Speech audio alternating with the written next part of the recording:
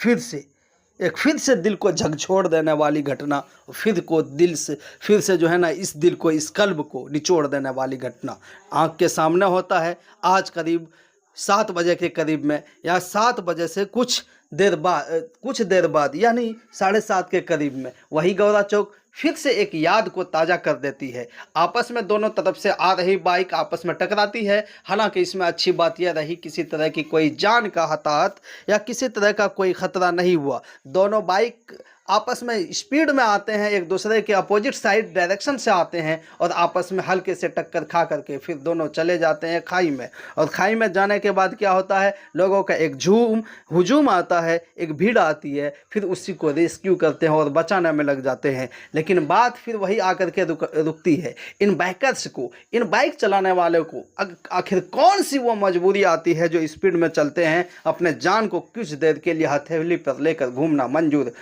कर लेते हैं।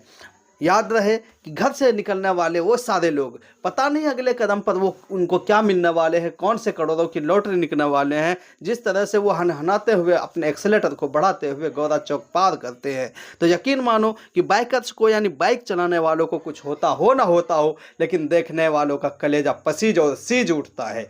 कहीं ये बेचारे जो बहुत ही तेज़ी में किसी लॉटरी को लूटने के लिए या किसी हथेली पर जा रहे हो, शायद मानो ऐसा तो नहीं है कि इनका कोई मुकद्दर ऐसा आगे किस्मत इंतज़ार कर रही है जहाँ इसको करोड़ों का कोई बैग पड़ा हुआ मिला हो। होता यही है कि जब वो एक्सीलेटर को एक अच्छे मुकाम पर पहुंचा लेता है, अपने से कंट्रोल को में जब बाइक को बाहर कर लेते हैं, तब होता है क्या कि वही होता है जो मंजूर खुदा होता है।